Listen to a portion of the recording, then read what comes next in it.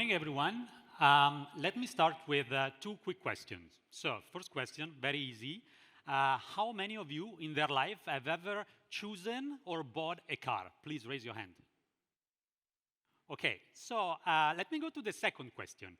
Would you have bought the same car if it was without brand, without a logo, no logo whatsoever? I think no. So what happens? We don't just buy brands, we don't just buy products, we buy values. And value, they drive a lot our choices. And research demonstrate that especially, for cars, our selection starts from the brand and then moves into the model. It's even called consideration set phase. And even in a hyper-digitalized world, the brand drives a lot of our choices. But it's not just about the choice, it's also about the value. So let's take a second example. Let's take two diamonds, same cut, same size, same carat, but one has the De Beers name on it, and the other one doesn't. So what is the difference? Well, in price, it makes a huge difference. The price can change 10, 20, 50, 100% more. So my next question, and the last one for now, is if we all know that a brand drives the choice and a brand can significantly change the value of a real estate asset, why we still continue to consider real estate assets as a white label products? So my name is Giovanni, and I lead a team of architects and designers in Pininfarina. And Pininfarina Architecture is actually one of the leading firms in Italy in architecture, and the first Italian brand in the world for number of branded schemes. We currently have more than 40 projects branded by Pininfarina that are actually under construction or constructed already. And the story of Pininfarina, in a way, has mirrored the history and the growth of the branded real estate market. These are data from Savills, and they show the growth of the market that basically started about 15 years ago in the US, then growth a lot in Brazil and South America, then moved to Asia, and then Middle East, of course, and now in Europe. And for me, the fact that branded real estate is something solid in Europe, it means that it's a real market, and that branded real estate is here to stay, because Europe is a pretty mature market. The growth, as you can see, is exponential. So the market has been growing in the last 10 years, 160% year over year, and it is expected by 2030 to reach a big number of schemes, up to 1,600 projects by 2030. If we look at the concentration of the branded real estate projects in the world, we see that the projects are concentrated in some hotspots, and most of the cases, those hotspots are big cities. This means that branded real estate works pretty well in competitive markets in which there is an affluent community, a creative community. So here we can see Miami, of course, Dubai, but also Europe, Costa del Sol and Madrid, they're significantly growing. There is an article that I love, of course, from the New Yorker. It dates back a few weeks in time, and it says, if you want to build a luxury condo in Miami, better be branded. And I think it's pretty representative.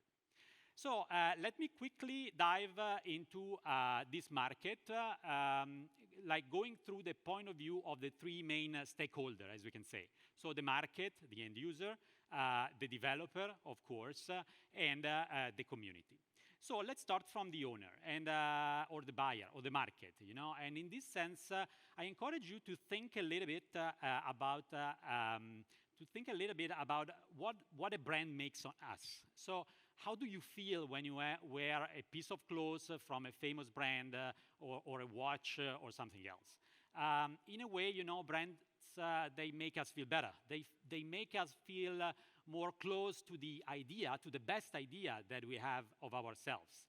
And if they give us this confidence and they support us in a way, our sense of self, just through a piece of clothing, a watch, or another small object, think of what they can do through a building. There is a potential massive impact on us, on people, on how we feel.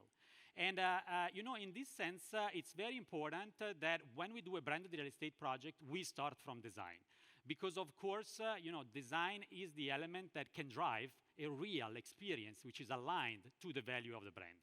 That's why if we go through this chart, which is the ranking of the most successful brands for branded real estate, again by Savills, by number of schemes, we see that the brands that are most successful, are the brands who kept the design inside.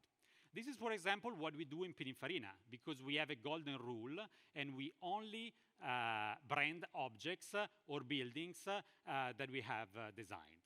If you ask me, how do you see, the evolution of the market in the upcoming year? I think that this feeling of trust that we have between the brand and the market will grow. And I expect branded real estate in the upcoming years to be a seal of trust. Similarly to what LEED or BREEAM do in the environmental field, or similarly to what WELL does for well-being. Buying a building by Pininfarina or by Fendi, it means having and accessing a certain lifestyle, a certain community, a certain level of quality, and that is significantly important in the market. When we work on branded real estate, again, talking about the users, as I mentioned, we have to think about a broader concept of community. Because in a way, when we buy a branded apartment, we marry a lifestyle. And so we find ourselves, as in this project in Tulum, Mexico, to start building the community even before designing the building. So in this case, the developer asked us brand the first Pininfarina community in the world. And so we started with a number of events, to bring together this creative, affluent community to create a permanent community aside of a resort, because we wanted to create a real experience, okay? So not just to create a resort for people like coming and going, but to create a real feeling of a city. Now let's move into the developer point of view. And of course, when we talk about the developer, the first thing that comes to our mind is the price premium. What is the price premium? It's the additional price I charge with the branded building compared to a similar product in the same market, in the same location.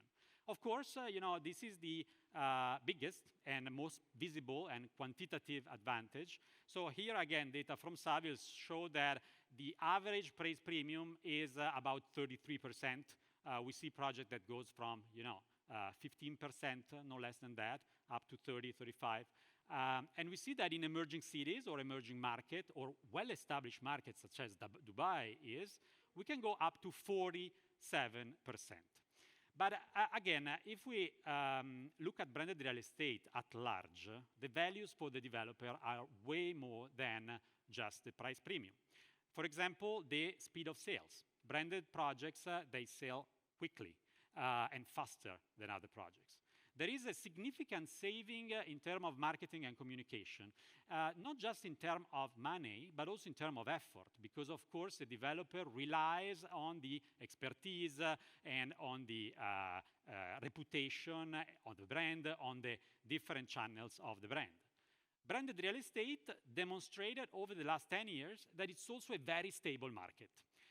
Just to give you our personal experience as Pininfarina, the most stable market for branded real estate was Brazil. That, of course, we know, is an economy which is pretty, fluctuating.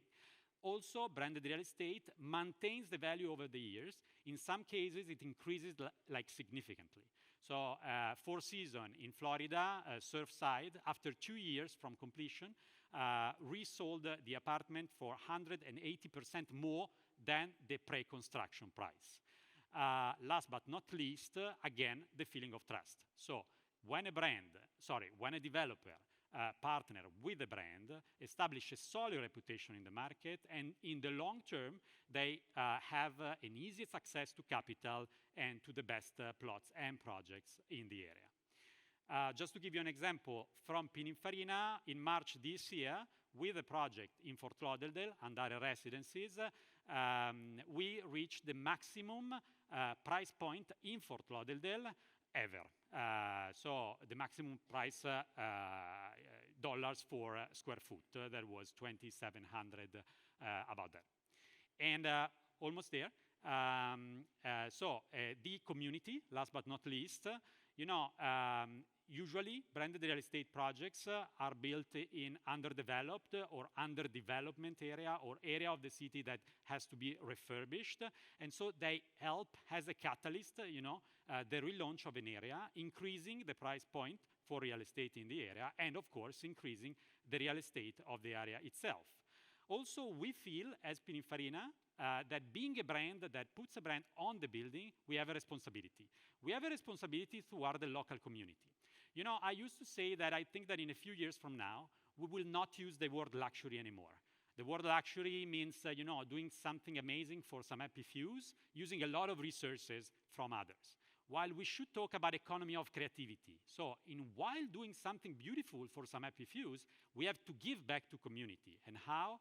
Through creativity enhancement. And so we involve more and more, as we did in this project in Murano, Venice, local artisans, local artists, craftsmanship in doing the project to involve the local community and to give back. Last but not least, we see more and more that branded real estate projects, they open up areas or facilities in the building or across the city, as we did with iconic residences here in Dubai, open to the community.